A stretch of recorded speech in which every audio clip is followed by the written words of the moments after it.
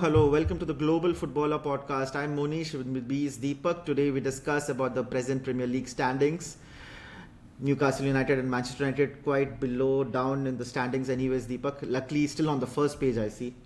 However, so the first top four of that we had predicted at the beginning of the season, I think I was Manchester City number one, Arsenal two, Liverpool three, and United four because I'm a Manchester United fan.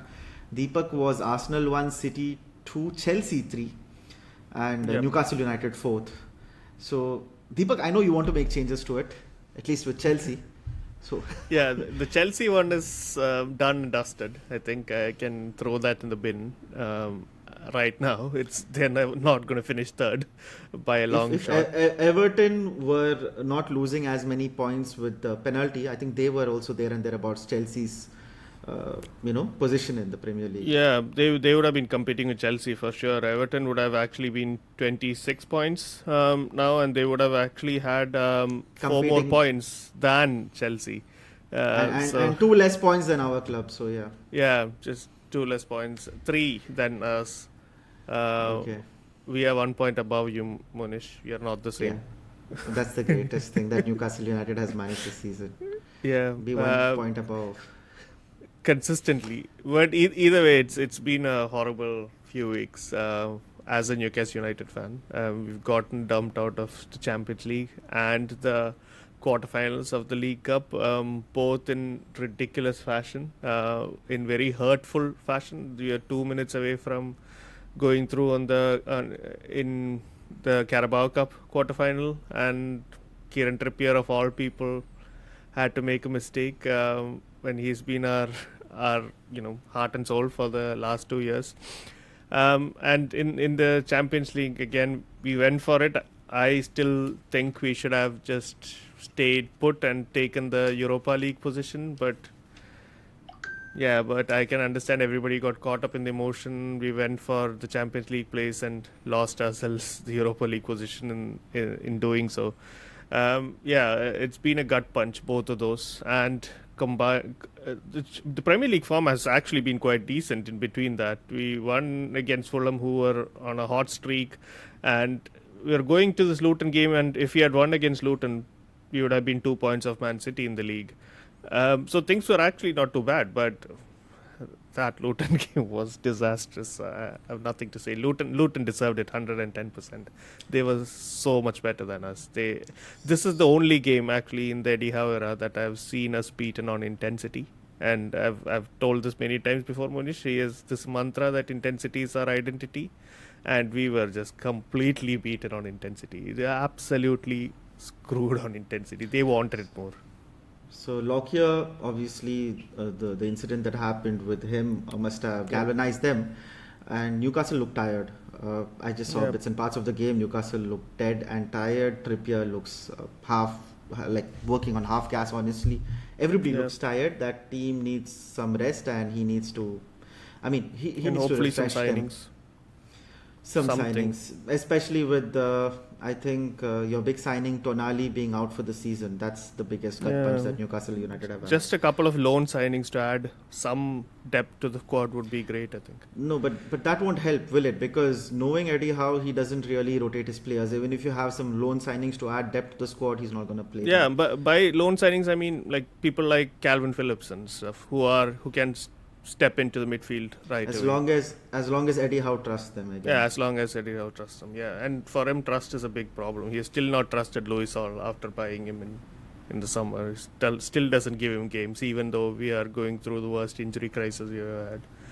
So yeah. Exactly. So see, as I said, when teams lose, the manager's shortcomings start getting accentuated, and the only thing that we mentioned, even you kept mentioning with Eddie Howe, is the problem with him not being able to trust some players that he gets on. I mean, he was trusting Tonali, but Yeah, then no. Tonali So I gave Eddie Howe all the plaudits that he rightly deserved. You didn't let me do it very efficiently, but I'm very willing to give him the criticism when he deserves it too. And this is definitely no, but then that too you should go on him. overboard with it.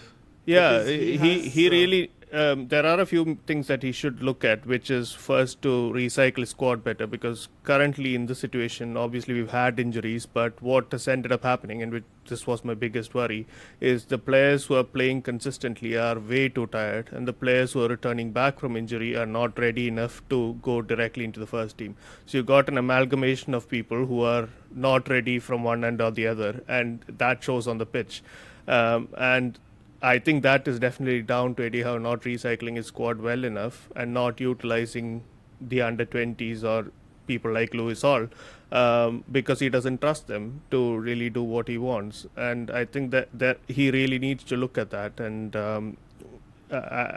you have to say it as he says. The Luton defeat for sure is down to Eddie Howe. Not really but it's doing not just the Luton defeat, as you mentioned, and then I went through. It's Newcastle's away form, isn't it? While Yeah, the United away have form lost, itself. have not scored in the last 4 games. I saw Newcastle away has been 10-1, and this is surprising, and this is bad for a team that actually has a very great, goal Scoring difference. record. Yeah, yeah. Exactly, just one Yeah, goal we are in one 10 of the top against. scorers in the league, but that's probably because of stat padding at home. And away, we just don't seem to get into it. And again, that's another area Eddie Howe really needs to address and fix. This is not by any stretch of the imagination me saying Eddie Howe out, because far from it. He I has don't done think miracles for Newcastle us. United fans should say Eddie Howe out so soon as well. I noticed a few No, comments about it. there are people who go one way or the other in every situation, but this is far from it. I still have massive trust in him, and I think he's an exemplary manager. But he is getting things wrong, and just with the law of averages, I would have expected him to get things wrong, because he's been getting pretty much everything spot on and right since he took over. So no human can consistently do that. He will get some things wrong, and he does need support, but it does need acknowledging that he has gotten some things wrong, and he does deserve the criticism that he gets, because he did get the plaudits that he got before. He does. I mean, it's mostly about squad churning and all of that. But otherwise, I think you should just keep him at least till the beginning of next season. Once you get Oh, transfer I know. windows I'm and not have a even look. looking at sacking him at all. Listen, as fans, if you're not going to support the team or support the manager when they're doing badly, then what good are you? Exactly. Everybody can sit there and be happy when things are going well. But eventually there will be a dip in form. There will be things that go wrong. There will be mistakes. There will be horrible issues. And that's the same for Kieran Trippier. He has played out of his skin, probably the best football he's played in his life, for the last 2 years. And he has had 3 mistakes in the last 2 weeks, which have which have cost us games against Everton and cost us the game against Chelsea.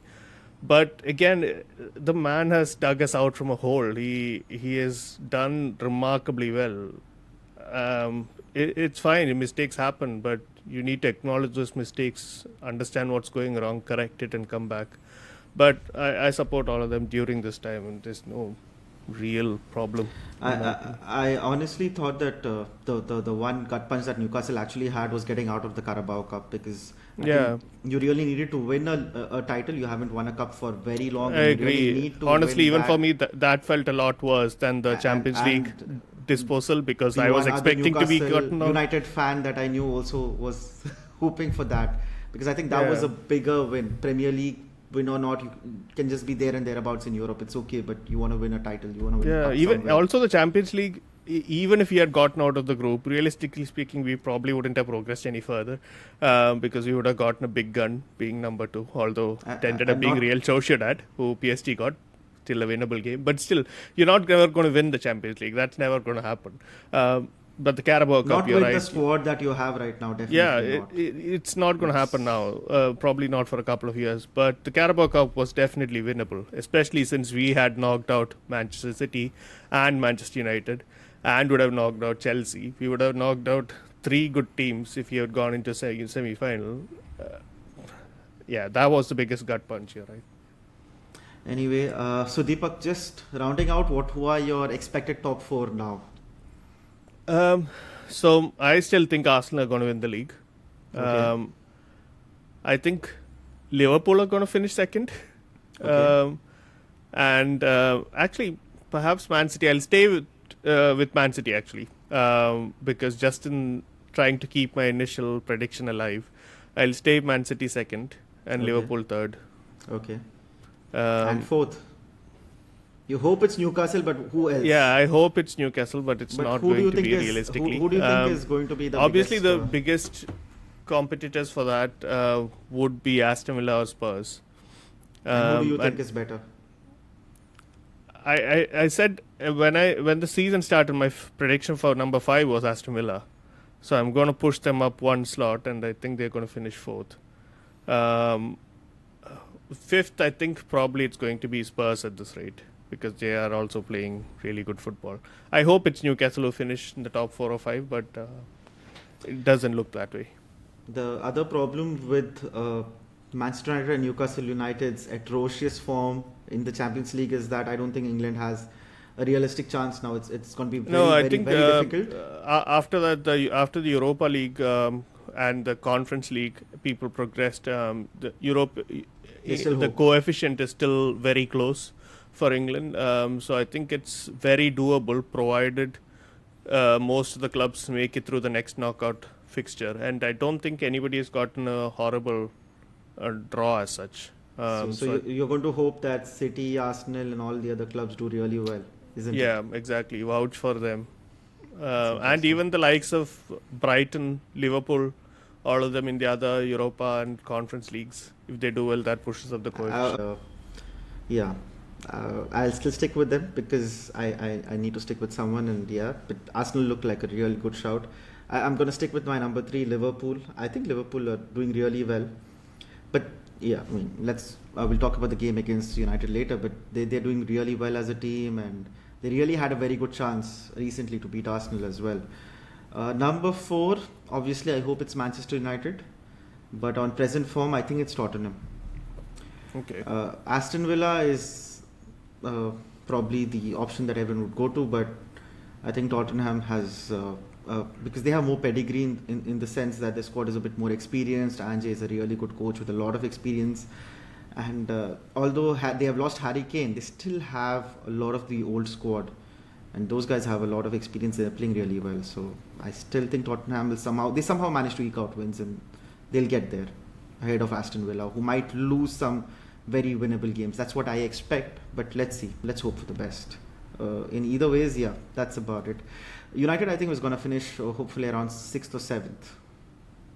We talk about my favorite club, Manchester United, and how amazingly well they are doing this season, both in the stadium and off the field. So I like your sarcasm, Monish, but sadly, it's not been a great season for you. First things first, are you Ten Hag in or Ten Hag out now? I'm still Ten Hag in. I'm Ten Hag remain. I'm not Ten Hag in. Yeah. If we didn't have a manager, I wouldn't want Ten Hag. But I don't think we should just change the manager right now. It doesn't make sense.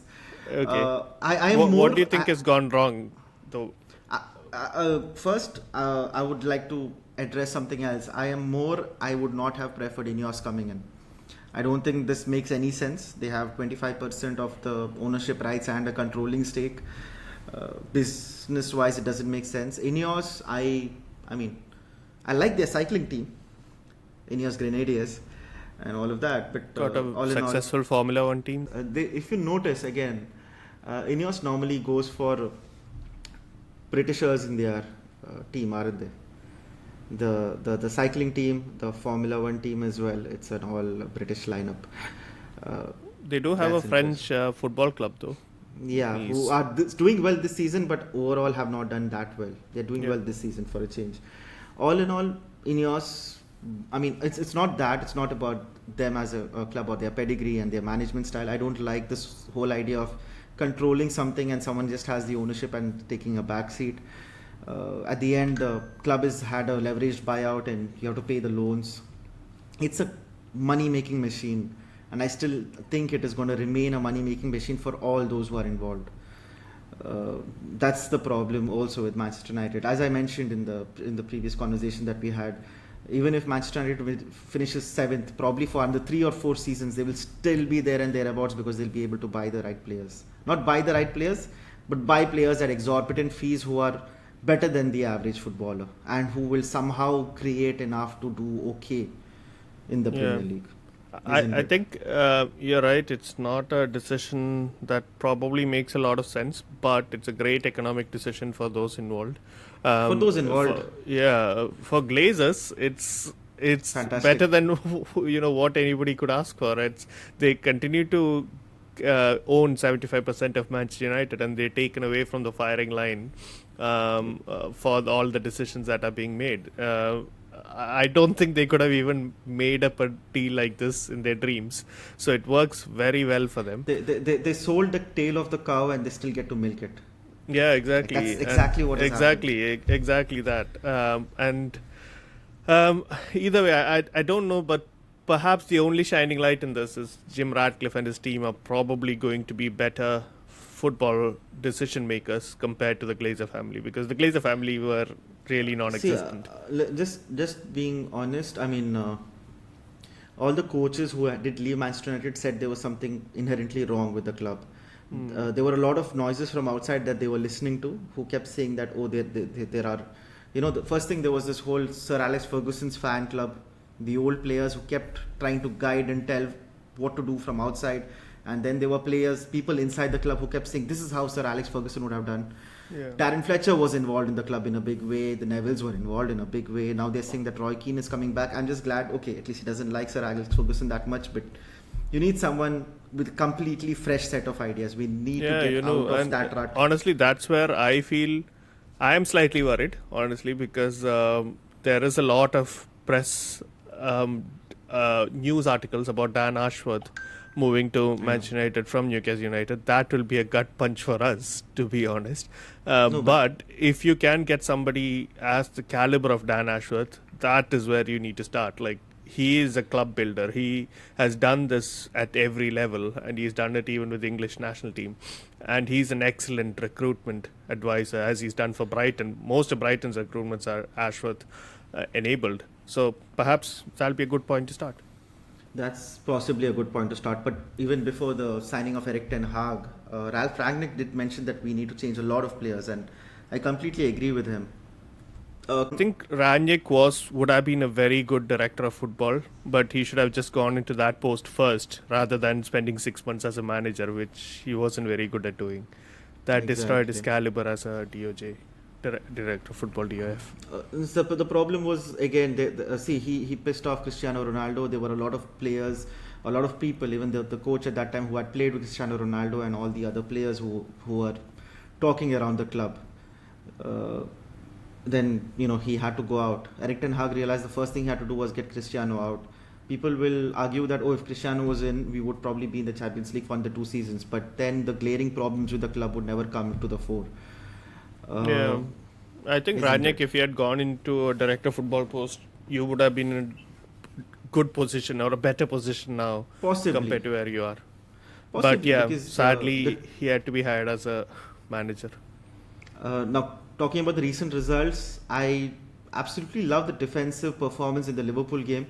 I think removing all our creative players and playing defensively, people were talking about Manchester United losing 5-0, 4-0, and then later, after the whole defensive performance, they said, United never tried to play football.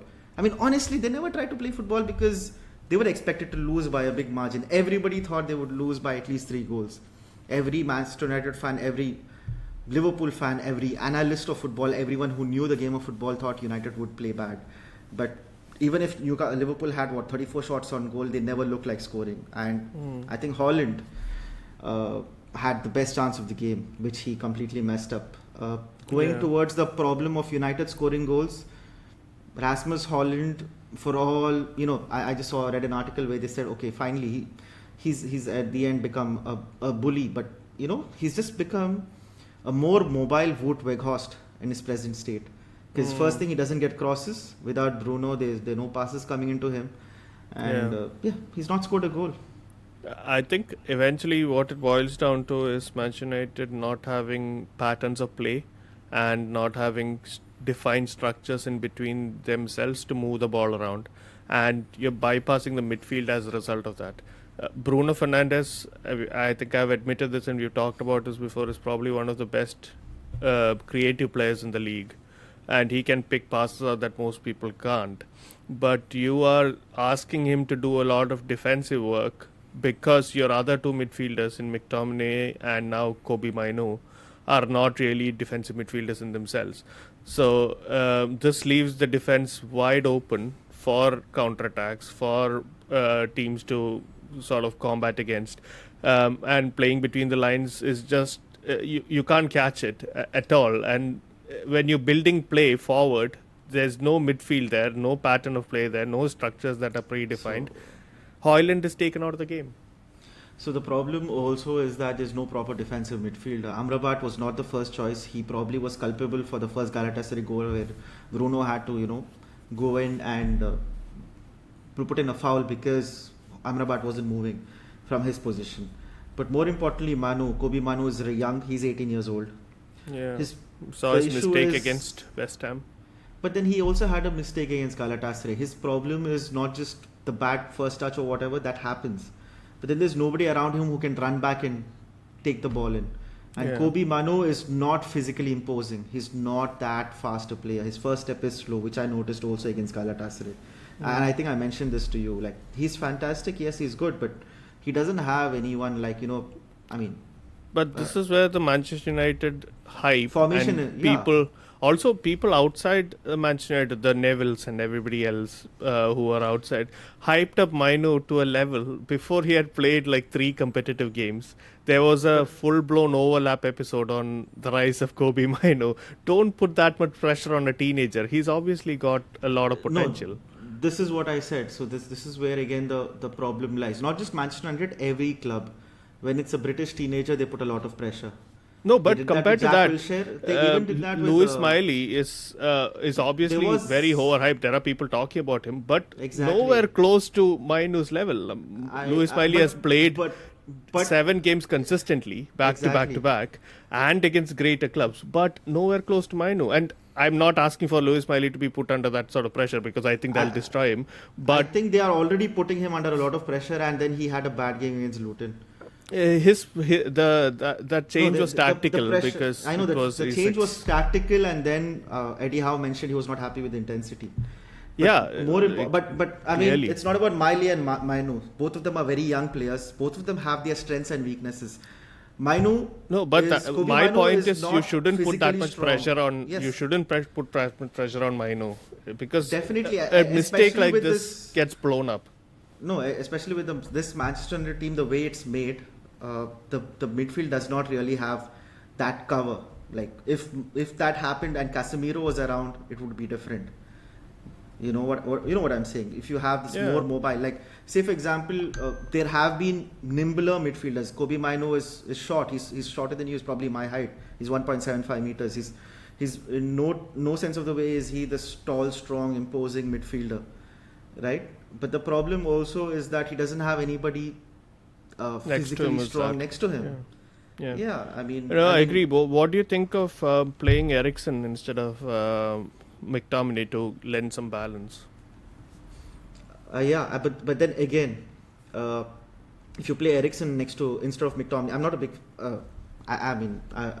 McTominay is not properly a midfielder. Okay, he's a striker trapped in a midfielder's body, is what I would call it.